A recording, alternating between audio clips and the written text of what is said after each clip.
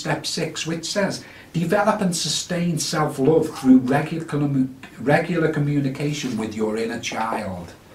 Okay, as we grow and as we become aware, we can be that positive object that can give that child that was damaged through negative messages that come from significant others, be it parents, extended family, siblings, or so-called friends, peers, let's say. I know a lot of my damage that I felt internally come from peers. It was sort of a gang culture, and part of that culture was to skit, you know, each other and to put each other down and make fun of each other. And although I can give as good as I get, you know, I did feel the impact of that when I left these particular scenarios. So this is develop self-love through communication with the inner child. So first of all,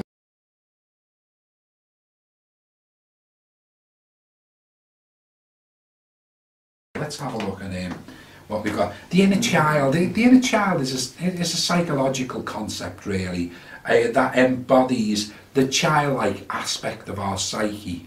When you think about it, inside us we have an inner child, we have an inner infant, we have an inner adolescent, because all of these memories that appertain to them eras are still within us.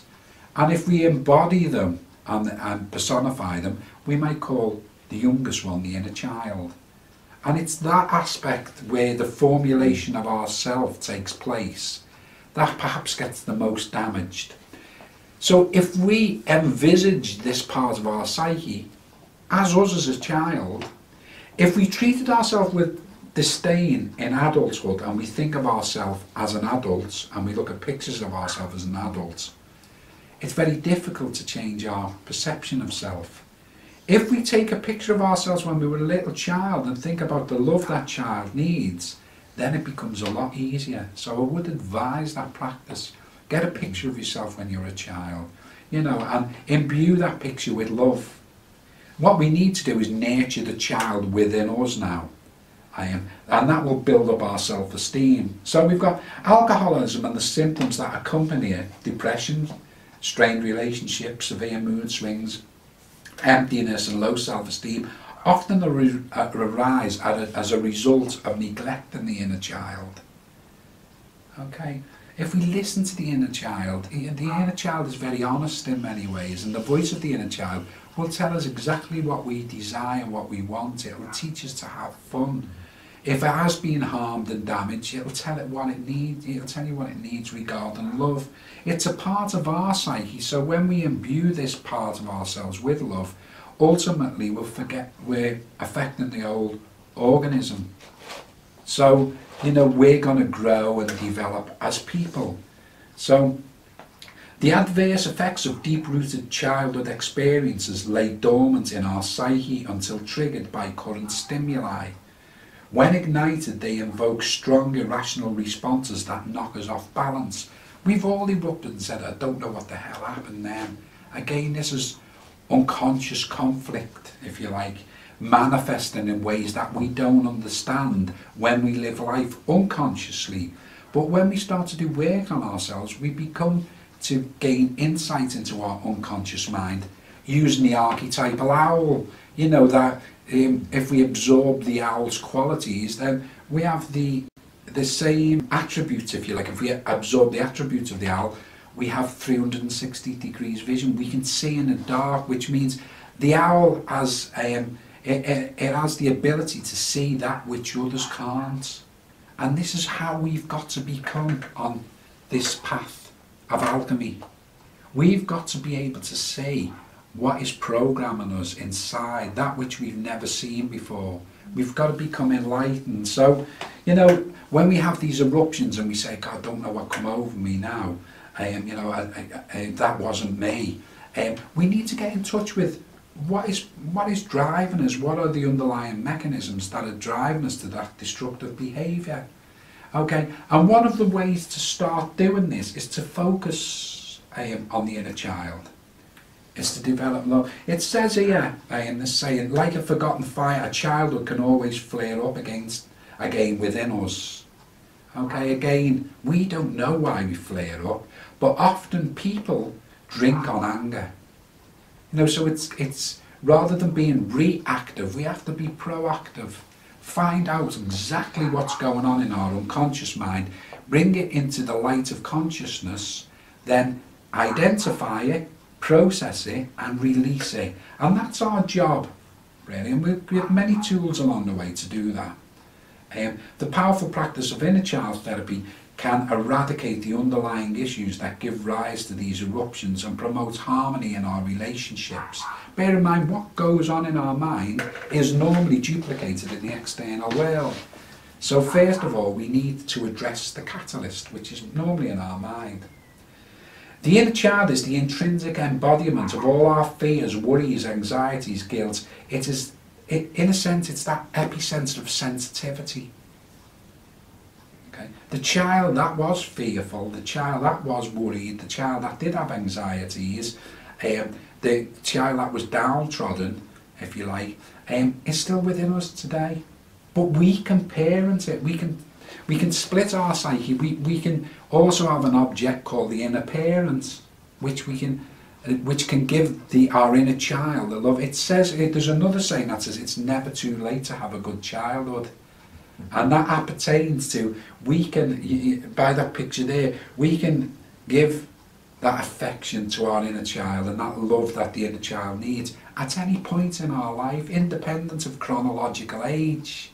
So inner child work is great if we envisage, you know, us as a child. If we have a photograph of us as a child and imbue that child with love, then we build up our self-esteem. Then when the sobriety or any of the saboteurs jump in with the derogatory remarks, when we love that child, when we imbue it with self-esteem, it turns round to the saboteurs and says, look, I'm not playing your game anymore. You know, they are your issues, they are issues to people I've had in my life in the past. They don't appertain to me whatsoever. Then you can see that the central self starts to become strengthened, starts to stand on its own 2 feet. Then we start living life from the inside out rather than from the outside in. Inside us we have a version of us when we were a child, which is another object. And the relationships we had with external people that we've internalized, in other words, objects, are still going on within us. So the relationship we had with the derogatory, let's say the derogatory clergyman who used to put us down and say we were condemned to a life of hell because we were sinners, that relationship is still going on within our psyche, and that might manifest in adulthood as us thinking very little of ourselves, because the voice of the clergyman is still telling us that we were a sinner and we should be condemned to hell. Even though we were only 5 years old when he told us that, that scenario can still be going on in our unconscious mind and affecting how we operate the world today. We have to become aware that is another instance of the saboteur at work. Okay. And when we do inner child work, we imbue the inner child with love. And that's our job as adults today.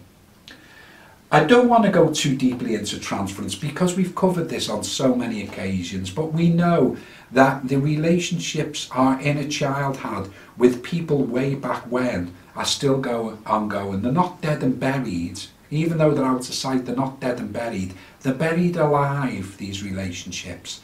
And the relationships we had in the past are quite often transferred and emulated in the present.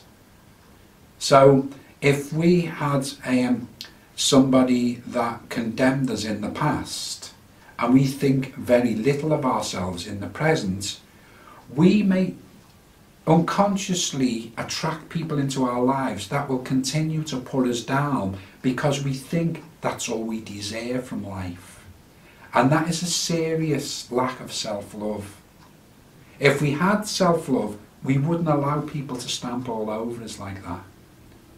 Okay, so we need to develop that. And there's many, we say this because there's many people that drink heavily as a result of difficult childhoods.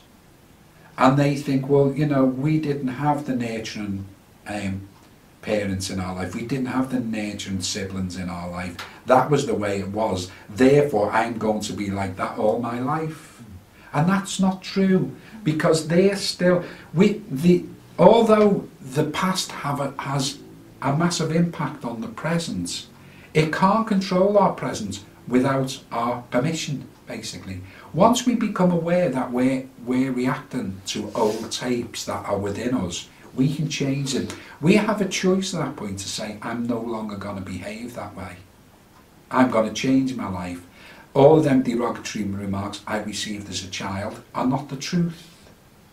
Therefore, I'm going to exploit the saboteur within me.